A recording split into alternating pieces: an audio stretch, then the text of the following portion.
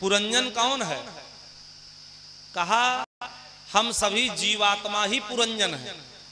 इस कहानी का जो आध्यात्मिक पक्ष है, नारद कहते हम सब जीवात्मा क्या हैं? पुरंजन हैं। पुरीम जनयत इत पुरंजनः, विविध पुरियों में भटक रहे इसलिए हम सब पुरंजन हैं। और ये विविध पुरियां क्या हैं? कहा ये 84 लाख योनियां ही विविध पुरियां हैं। अभिज्ञात नाम किसका है? अभिज्ञात नाम है परमात्मा का, और पुरंजन नाम है जीवात्मा का। तो एक दिन जीवात्मा ने अभिज्ञात रूपी परमात्मा से कहा कि प्रभु हमारी इच्छा है थोड़ा दुनिया घूमने की। तो भगवान ने कहा पुरंजन रूपी जीवात्मा से, ठीक है जाओ दुनिया घूम आओ, लेकिन याद रखना मोह ममता में ऐसे मत खो जाना कि हमको भूल जाना। हमको याद करते रहना, क्योंकि अगर तुम हमको भूलोगे तो हम तुमको भूल जाएंगे। तो पुरंजन माने हम सब जीवात्मा ही पुरंजन, हम सब भगवान रूपी अभिज्ञात से कह के आए प्रभु हम जा रहे हैं दुनिया घूमने, लेकिन हम आपको नहीं भूलेंगे, वादा करके आए। और 84 लाख योनि माने विविध पुरियों में भटके, कभी गधा बने उसमें भी मजा नहीं आया, कभी मच्छर बने उसमें भी संतुष्टि नहीं हुई, कभी घोड़ा बने, कभी हाथी बने, कभी कुत्ता बने। तो इन विविध पुरियों में भटकते रहे, लेकिन कहीं चित्त कहीं मन नहीं लगा। तो एक 9 द्वार वाली नगरी अच्छी लग गई पुरंजन को, जीवात्मा को। और वो 9 द्वार वाली नगरी क्या है? कहा ये मनुष्य शरीर ही 9 द्वार की नगरी है। अष्टाचक्र 9 द्वारा, अथर्ववेद का मंत्र है। 8 चक्रों 9 दरवाजे वाली ये मनुष्य की शरीर है। 9 दरवाजा कौन कौन सा है? 2 आंख, 2 नासिका, 2 कान, 1 मुख, मलमूत्र त्यागने के स्थान। तो 9 द्वार इस शरीर में है। तो 9 द्वार वाली यही नगरी जीवात्मा को पसंद आई। उसने कहा भाई ये मनुष्य शरीर में मैं जाऊंगा।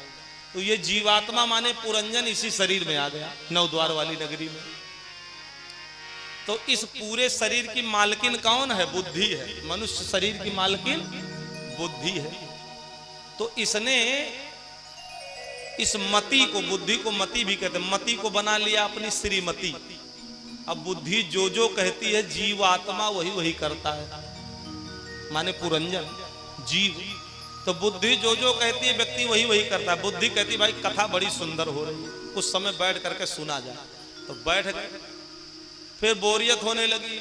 मन ने कहा, बुद्धि ने कहा नहीं आनंद नहीं आ रहा, मजा नहीं आ रहा, चलो उठ करके कहीं और चलते हैं। उठ गए, चल दिया, बढ़िया सुंदर भजन हो रहा है। बुद्धि ने कहा ताली बजाओ, ताली बजाने लगे। तो बुद्धि जो जो कहती है व्यक्ति वही वही करता है। और इस शरीर में रहते जीवात्मा को बहुत समय व्यतीत हो गया। धीरे धीरे समय व्यतीत हुआ और जरा ने आक्रमण कर दिया शरीर पर। जरा नाम है बुढ़ापे का। जरा माने क्या होता है? बुढ़ापा। तो बुढ़ापे का आक्रमण शरीर पर हो गया। धीरे धीरे शरीर निष्क्रिय होने लगा। काले गोरे सैनिकों के साथ में हमला किया। काले गोरे सैनिक कौन है? कहा दिन और रात ही काले गोरे सैनिक हैं। दिन और रात के द्वारा हर क्षण मनुष्य शरीर कुछ न कुछ समाप्त हो रहा है, घट रहा है। और इस शरीर की रक्षा कौन करता है? 5 ज्ञान इंद्रिय, 5 कर्म इंद्रिय, यही शरीर की रक्षक है।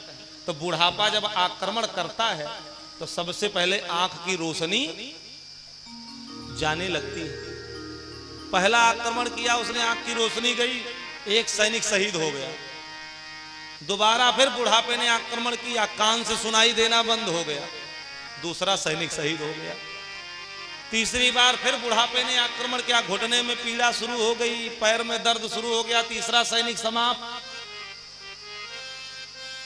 फिर जरा ने, बुढ़ापे ने आक्रमण किया, बाल सफेद हो गए।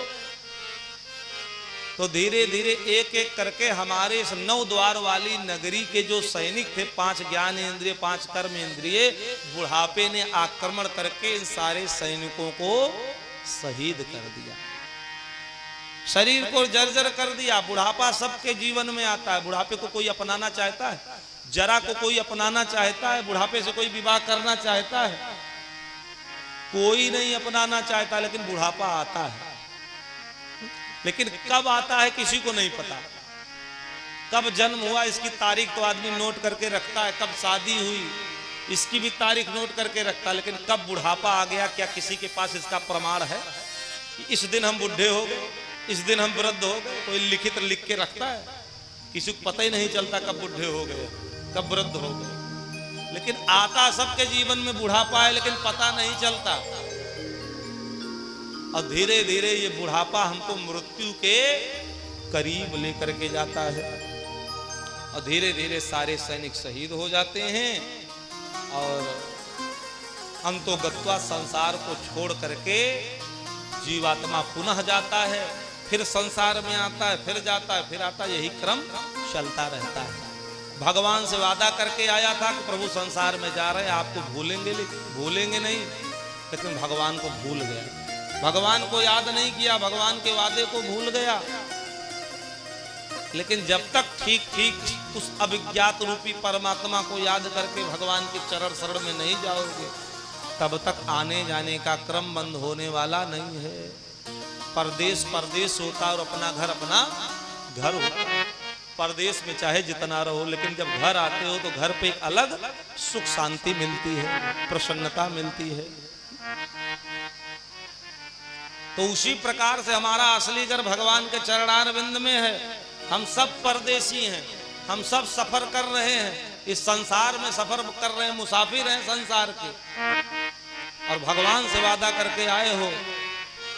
भगवान का स्मरण करते रहो, भगवान का भजन करते रहो, क्योंकि ये जीवन ही एक यात्रा है। तो जीवन क्या एक यात्रा है। जैसे हम सब यात्रा करते सोचते भाई जितना कम सामान रहेगा उतना सफर आसान रहेगा, तो सफर में जितना जरूरत का सामान होता है उतने ले जाते, कूड़ा करकट बटोर के नहीं ले जाते। तो जीवन भी एक यात्रा है।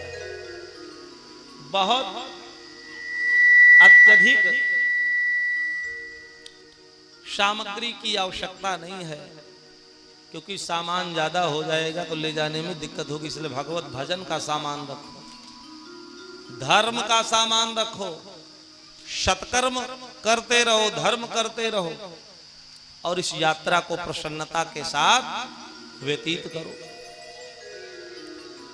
तो इस प्रकार से पुरंजनोपाख्यान श्रवण करा करके श्री